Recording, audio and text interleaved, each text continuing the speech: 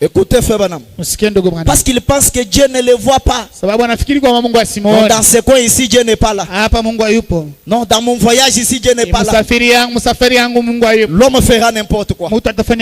Mais amenez-les dans la présence de Dieu. Il cessera cela. Est-ce que je peux entendre un amen? Frère Branham a dit, quelqu'un ne peut pas monter dans la présence de Dieu et condamner son frère. Il a fait. Il est comme ça, il est mauvais. C'est parce que tu n'es pas dans sa présence. Si tu montes dans sa présence, tu vas intercéder pour lui. Est-ce que je peux entendre un grand amen? Amen. Amen. Il cessera cela immédiatement. Vous voyez? Et David a dit, j'ai constamment l'Éternel sous mes yeux. Il a dit, c'est une bonne chose. Ce n'est pas étonnant que Dieu ait dit qu'il était un homme selon son cœur. Le problème, ce n'est pas seulement d'avoir le Saint-Esprit. Le problème, ce n'est pas seulement d'être adopté.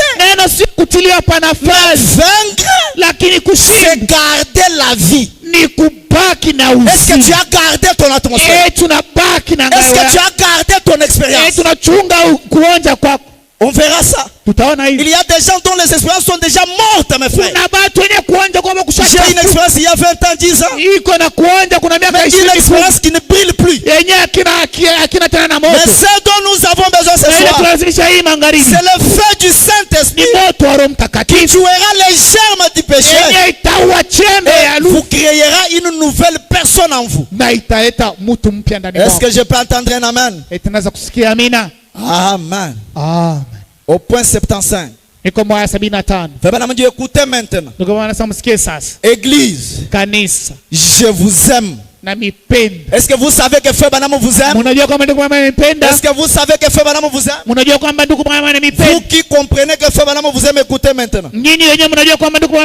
Je voudrais que vous m'écoutiez maintenant. Comme frère MC Kiley avait l'habitude de le dire,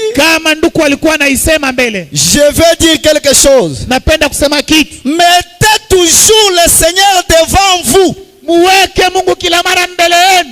Mettez Dieu devant vous. Et Dieu est sa parole. Et quand vous honorez la parole créera une bonne atmosphère. Frère Branham a dit, mettez toujours le Seigneur devant vous. Écoutez ce qui suit. Ne faites rien que vous ne feriez pas dans sa présence. Est-ce que la façon dont tu réponds à ton mari là, si Jésus était dans votre maison là, à côté de vous là, est-ce que tu peux lui répondre comme ça? La façon dont tu parles à ta femme là, si Jésus était là, est-ce que tu pouvais faire ça? Frère Branham a dit, vivez comme si Jésus était à vos côtés. Partout où je suis, je dois comprendre que la présence de Dieu est avec moi, parce que je suis l'épouse du temps de la femme. Est-ce que je peux entendre un grand amen? Mais les transactions louches que tu fais, toutes les histoires mauvaises que tu fais, amen, c'est parce que tu n'es pas conscient que Jésus est là. Une sœur qui se réveille le matin, elle est devant sa télévision, en train de voir les novelas, en train de voir le film, pas même le temps de lire la Bible. Même ce soir, je ne sais pas combien n'ont pas leur Bible. Les gens ne lisent plus leur Bible. Ils viennent seulement entendre un sermon à l'église. L'heure est arrivée, mes frères, où le Saint-Esprit de Dieu doit vous réveiller. Est-ce que je peux entendre un amen? Procurez-vous d'une Bible. Lisez-la jour et nuit. C'est que vous ne feriez pas dans sa présence. Frère Branham a dit, Parce que lui, Jésus, il vous observe. Amen. Partout où vous êtes, Jésus vous observe. Vous voyez, l'Éternel campe autour de ceux qui le craignent. Comment il va te protéger du danger? Alors que tu l'as laissé loin de toi. Mais lui campe autour de ceux qui le craignent. Il reste juste tout près de vous. Il sait tout ce que vous faites. Même la pensée qui est dans ton cœur maintenant. Jésus connaît cela. Quelqu'un est à l'église, il pense aux histoires du monde, il pense aux histoires des femmes. La pensée est tellement bouleversée. Amen. Frère Banamadi, quand vous êtes prêt à dire un mensonge, ne le faites pas. Rappelez-vous, Dieu vous écoute. Dieu vous écoute. Quand vous êtes prêt à mentir là, ne le faites pas. Car Dieu vous écoute. Frère Banamadi, Dieu vous garde. Si vous êtes prêt à frauder un peu, ne le faites pas. Dieu vous regarde. Si vous êtes prêt à prendre son nom en vain, ne le faites pas. Dieu vous écoute. Si vous êtes prêt à fumer une cigarette, il vous observe. Que le Saint-Esprit vous ajoute tout ce que vous avez l'habitude de faire là. Frère Banamadi, tout le long du chemin vers la vraie demeure de l'âme, il y a un œil qui t'observe. Chaque pas que tu fais, ce grand œil veille. Il y a un œil qui t'observe. Frère Banamadi, rappelez-vous, faites comme David. Mettez le Seigneur toujours devant vous. Israël tabernacle. Mettez toujours la parole devant vous. Et vous allez voir comment Dieu sera votre bouclier. Et vous allez voir comment Dieu va conduire toute votre famille. Est-ce que je peux entendre un grand amen? Amen. Amen. Amen. Écoutez maintenant. Cette église qui vit dans sa présence. Frère Banamadi, la parole faite chair. Alors que nous tendons maintenant là. Au point 181. Quel genre de personnes devrions-nous être? Si c'est Saint-Esprit même, c'est à ce point personnifié en vous. Le Saint-Esprit s'est personnifié à moi. Le Saint-Esprit est à moi. On ne refuse pas. Mais quel genre de personnes? Quel genre de personnes devrions-nous être? Si le Saint-Esprit même c'est à ce point personnifié en vous. Frère Banamadi, ou s'il vous a à ce point rempli de puissance. Écoutez, écoutez ce genre de puissance. Que vous n'utilisez plus vos propres pensées. Quand le Saint-Esprit vous remplit, quand le Saint-Esprit se personnifie en vous, au point que vous n'utilisez pas vos propres pensées.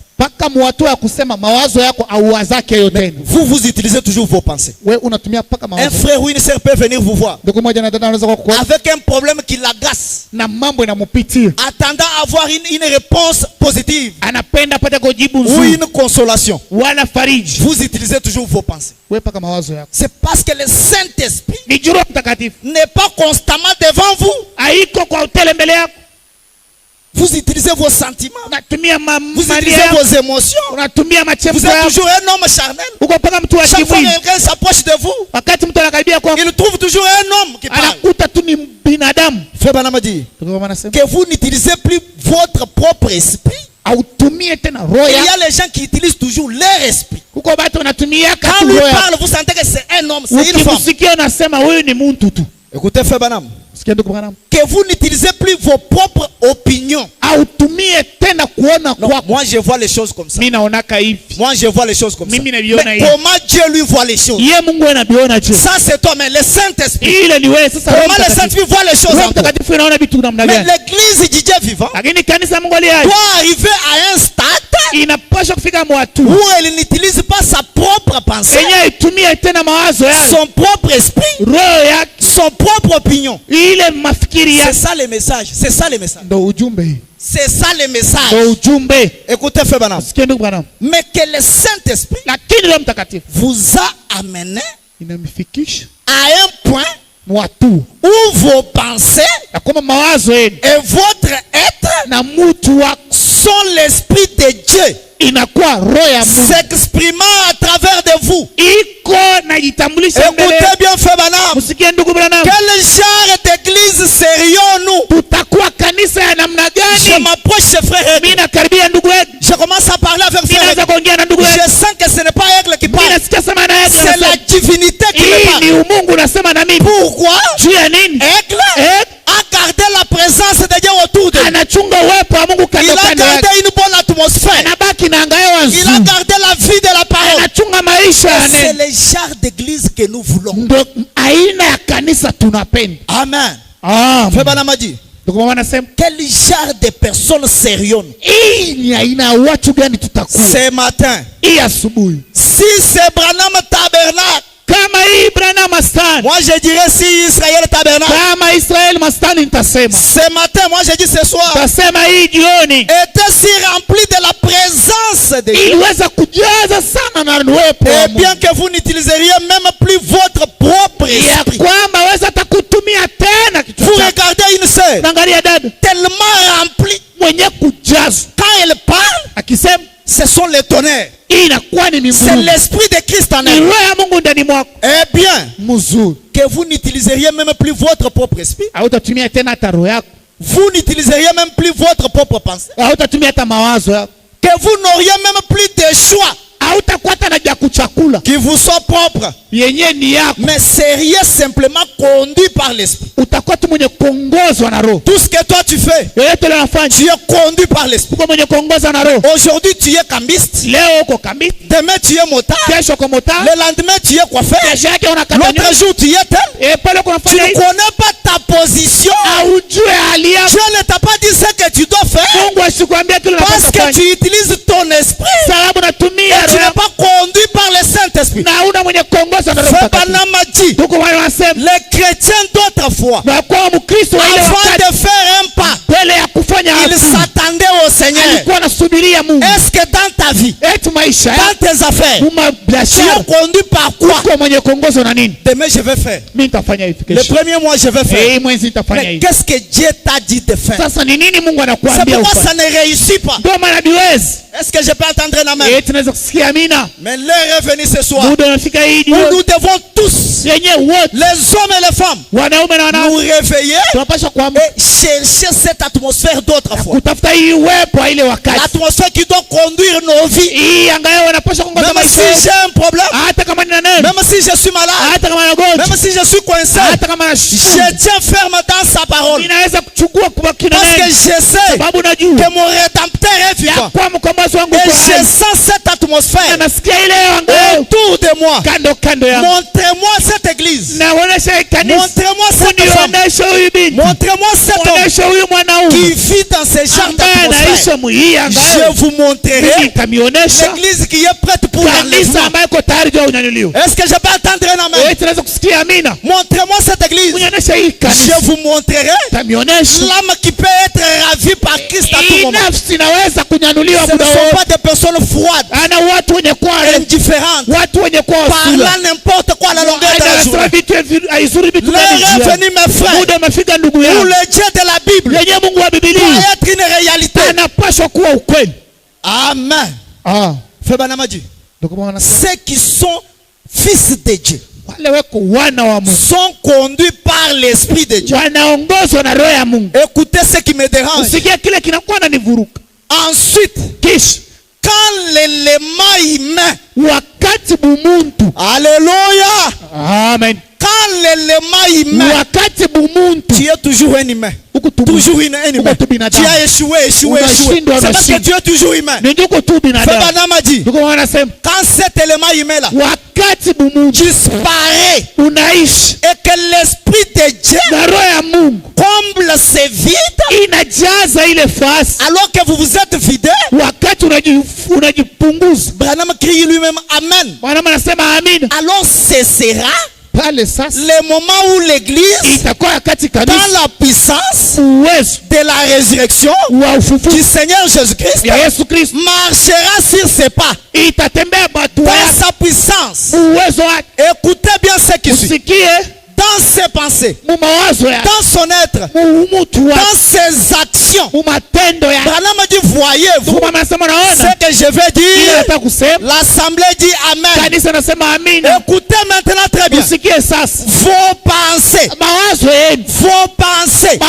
Quelles sont tes pensées ce soir? Vos pensées deviendront alors des paroles. Est-ce que je peux entendre l'amen? Quand je commence à réfléchir, je suis toujours piéton.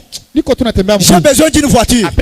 Même sans beaucoup prier, mes pensées se matérialisent. Quand je commence à réfléchir, j'ai besoin de la guérison. Mes pensées deviennent la parole de Dieu. Quand je commence à réfléchir, j'ai besoin de millions. Mes pensées deviennent la parole de Dieu. Quand je commence à réfléchir, j'ai besoin de voyager.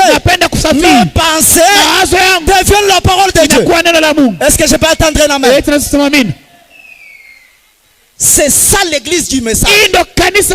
Je regarde mon frère. Il dit, je te donne un véhicule. Mes pensées se matérialisent.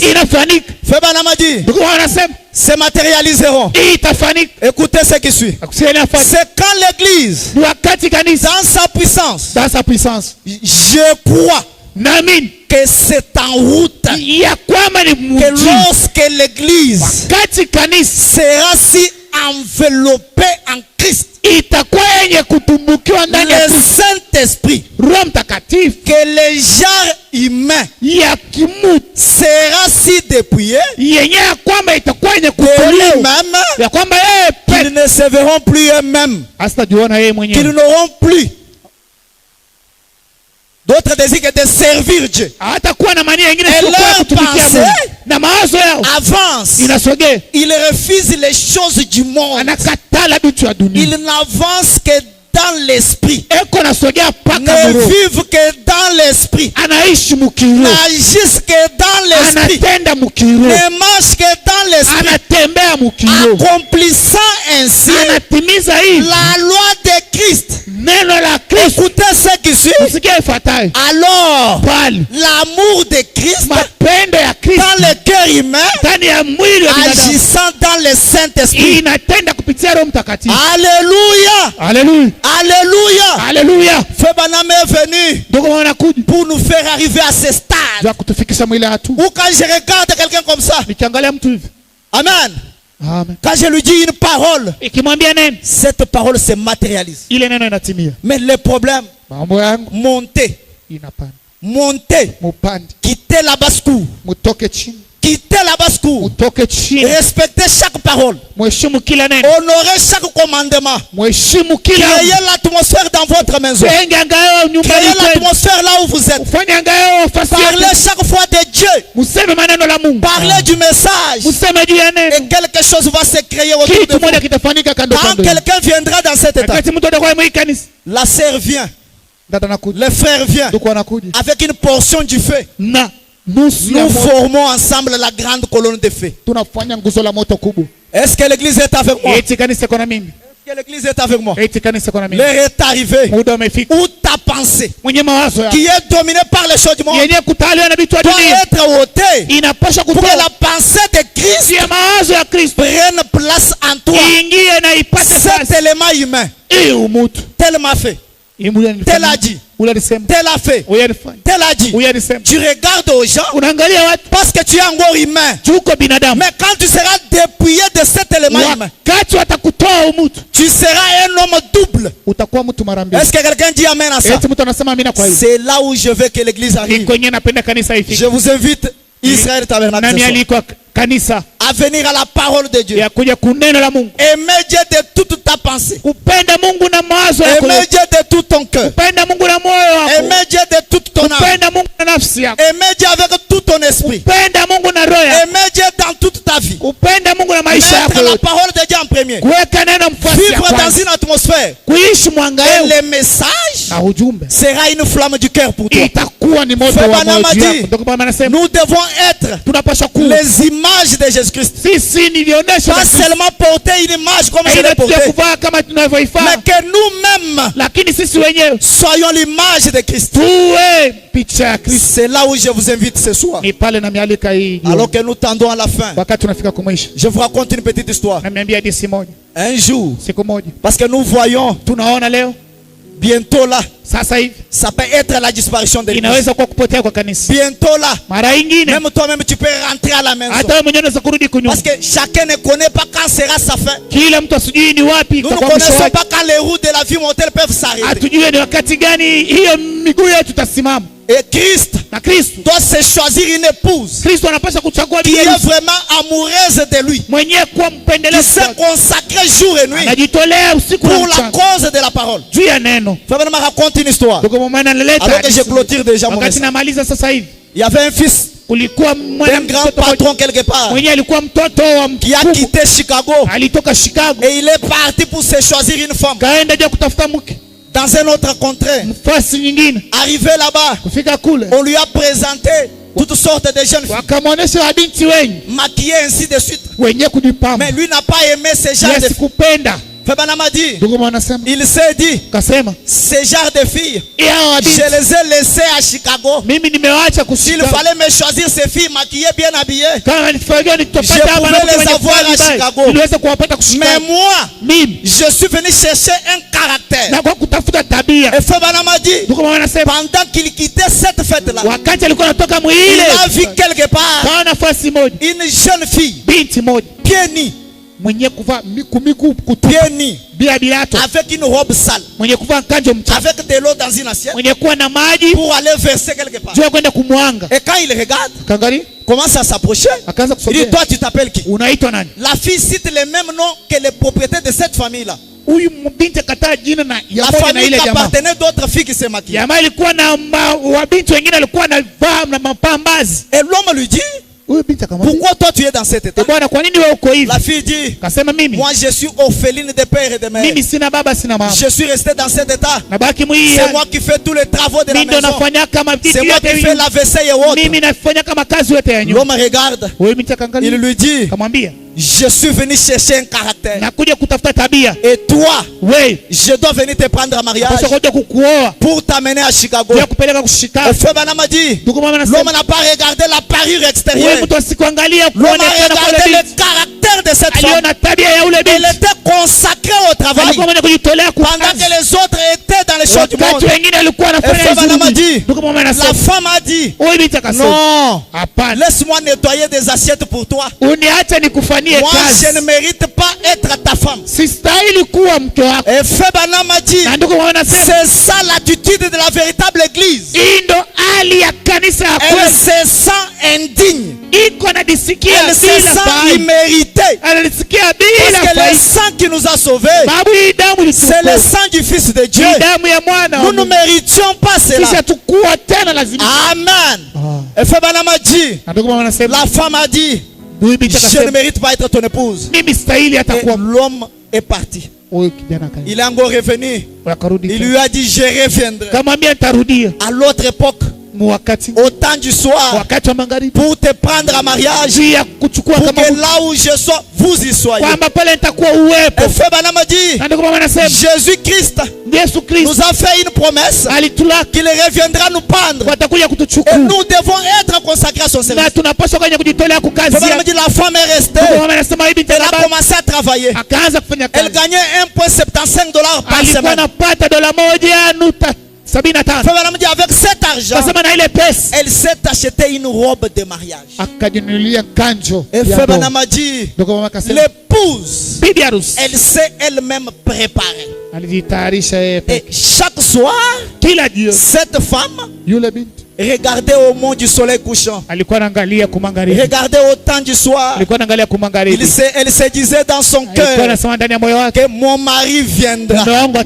Est-ce que vous êtes avec moi? Mon mari viendra. Comme l'éclair part de l'Orient vers l'Occident, ainsi sera l'avènement du Fils de l'homme.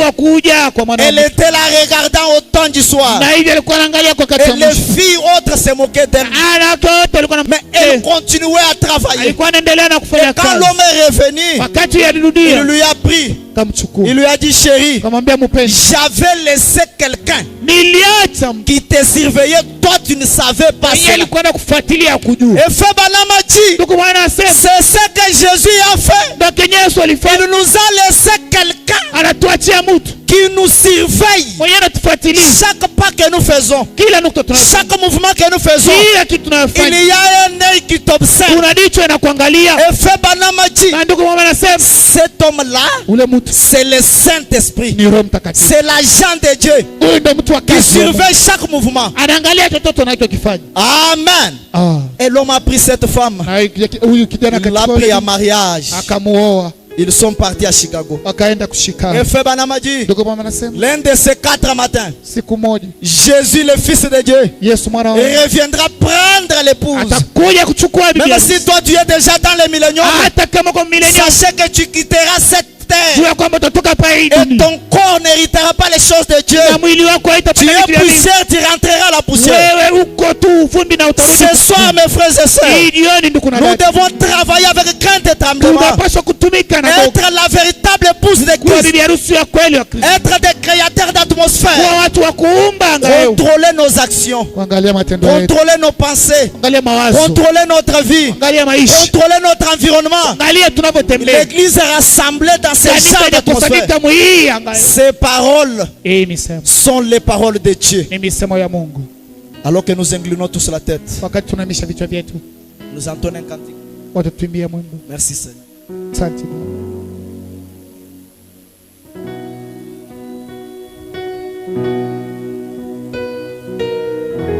Alors que chacun de nous réfléchit ce soir.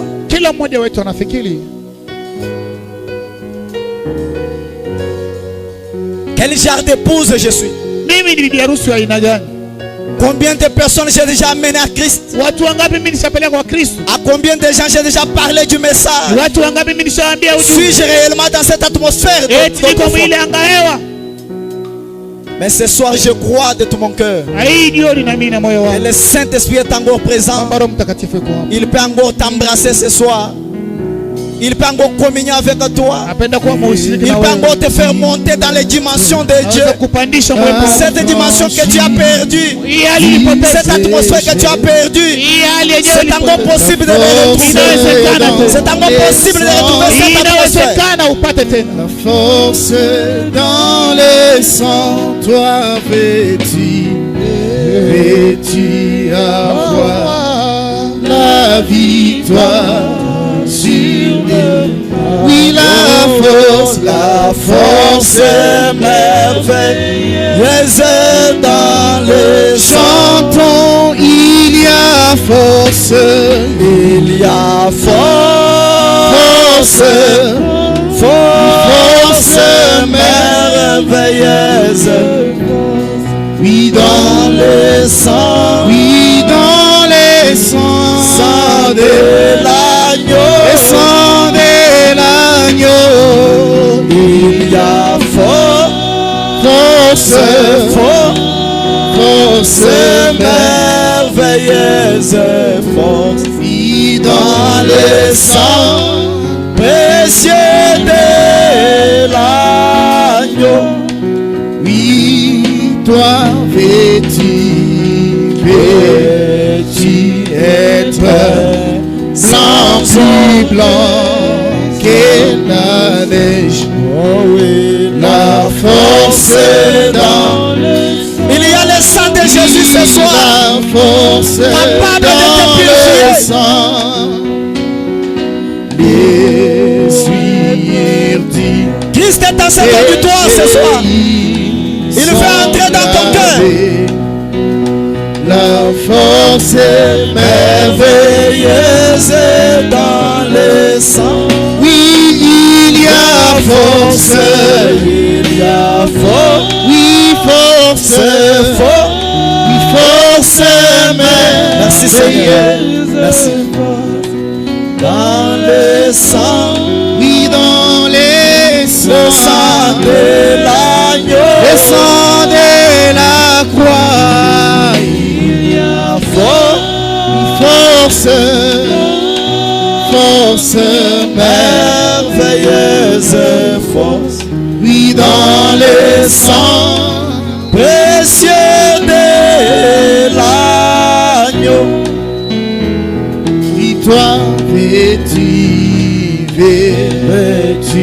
servir Jésus-Christ, oui, la force dans le sang, la force dans le sang. Dis-lui, Seigneur, je vais être ton épouse ce soir. Je vais ôter l'être humain de moi. Qu'une nouvelle nature naisse en moi, Seigneur. Je vais être un homme double ce soir.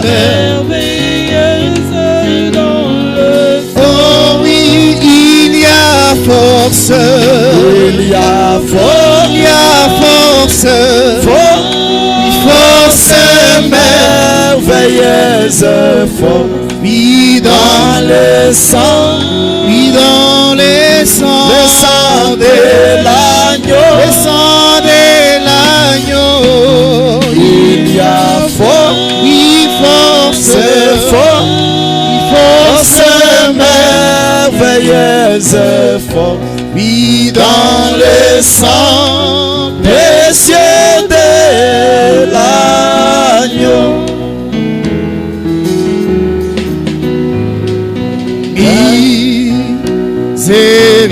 Miséricorde sondable, Dieu peut-il tout pardonner? Oui, absurde, si grand, mes péchés, oui, Jésus, je viens, oui, je viens à toi, tel que je suis, je viens à toi, oui, accepte-moi, Jésus,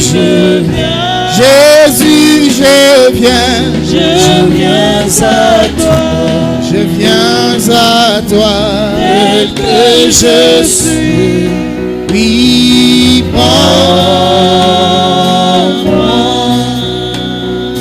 oui, longtemps, quand je loin de ta face, oui, provoquer son saint, oui, fermer